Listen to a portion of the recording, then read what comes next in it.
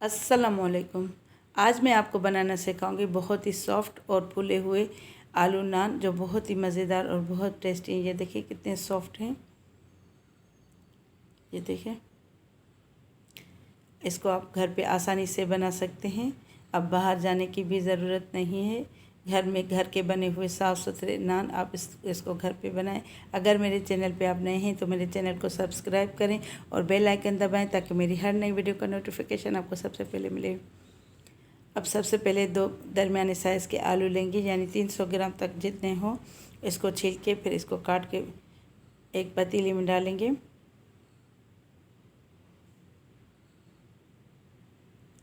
अब इसमें ये 1.5 कप जितना पानी डालेंगे, या जितने में ये गल जाए और थोड़ा सा पानी भी बच जाए। अब ये देखिए, ये गला लिए हैं। जो पानी इसका बचा है उसी में इसको ग्राइंड कर लेंगे। फिर इसको ठंडा करके रखेंगे।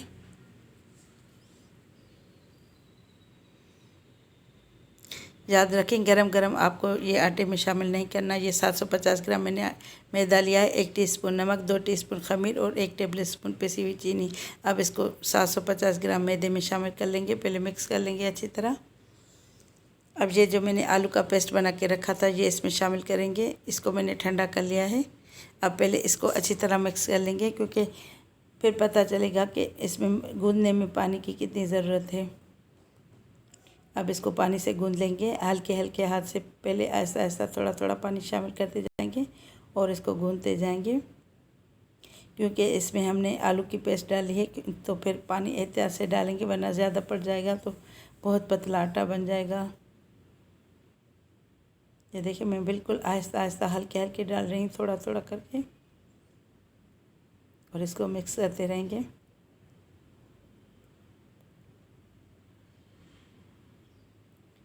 ये देखिए, अब ये आटा गूंद चुका है। अब इस पर मैंने 2 टेबल स्पून कुकिंग ऑयल लगाया है। आप चाहें तो मक्खन या घी भी लगा सकते हैं। अब इसको अच्छी तरह थोड़ा और मिक्स कर लेंगे और इसको ढाँप के रखेंगे किसी भी क्लीन फिल्म से, या आप ढक्कन से भी ढक सकते हैं। अब इसको 2 घंटे तक रेस्ट दिया। ये देखें, ये अब फूल चुका है अच्छी तरह। आप इसको ज़्यादा भी देर रख सकते हैं। जितना ज़्यादा इसको रखेंगे उतने ही अच्छे ये फूले हुए नान बनेंगे। अब इसको पहले थोड़ा सा अच्छी तरह ये मिक्स कर लेंगे, यानी इसकी एयर निकाल लेंगे, इसकी हवा अच्छी तरह निकाल लेंगे। और अब इसके बराबर पीसेस काट लेंगे। इससे इस क्वांटिटी में 8 नान अच्छी साइज़ के बन जाते हैं। आप चाहें तो छोटे भी बना सकते हैं।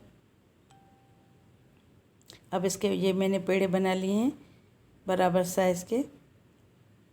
अब ये एक एक करके बेल लेंगे नान। पहले थोड़ा खुश्का लगाएंगे, फिर जिस तरह हम आमतौर पर रोटी बेलते हैं, लेकिन थोड़ी उससे मोटी रखेंगे।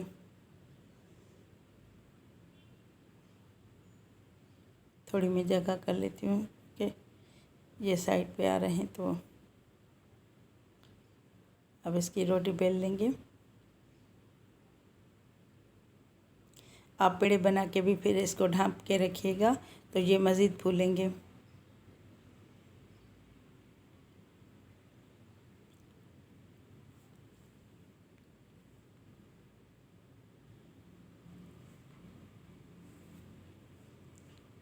ज़्यादा बारीक भी रोटी नहीं करनी इसकी।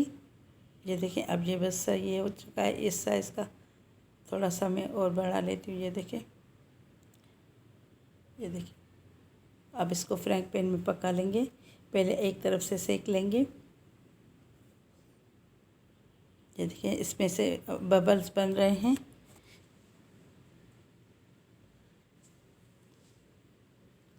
अब इसको पलट लेंगे।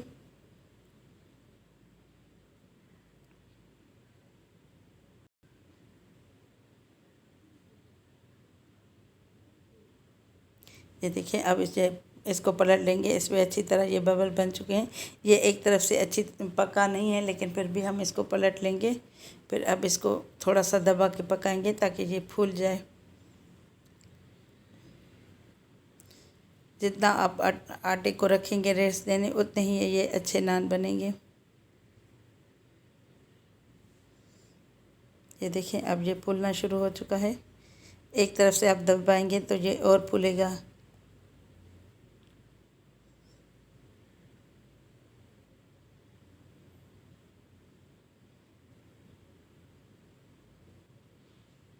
आप इसको हर तरफ से पका लें ताकि ये अच्छी तरह पक जाए।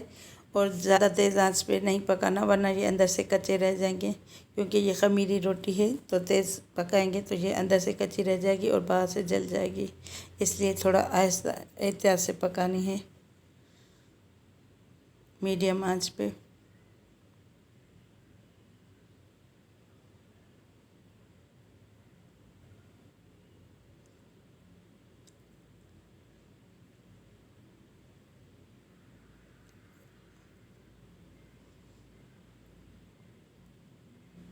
अब इस पे थोड़ा सा मक्खन लगा लेंगे।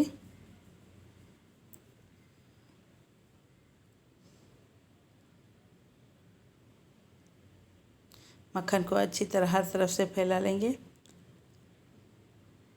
और थोड़ा पलट लेंगे ताकि ये थोड़ा और क्रिस्प हो जाए। ये देखें, ये अभी और फूलेगी। जितना ज़्यादा आप इसको आटे को रखेंगे गूंद के, उतना ही ये अच्छे नान बनेंगे। अब ये मैं सारे इसी तरह बना लूँगी।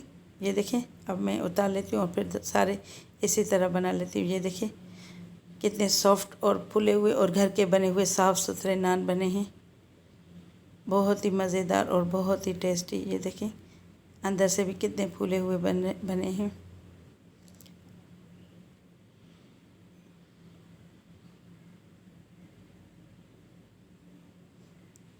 ये देखिए, मैं आपको फोल्ड भी करके दिखाती हूँ। ये देखिए कितने सॉफ्ट बने हैं। अगर मेरी आज की वीडियो आपको पसंद आई हो तो मेरे चैनल को सब्सक्राइब करें और मेरी वीडियो को लाइक करें।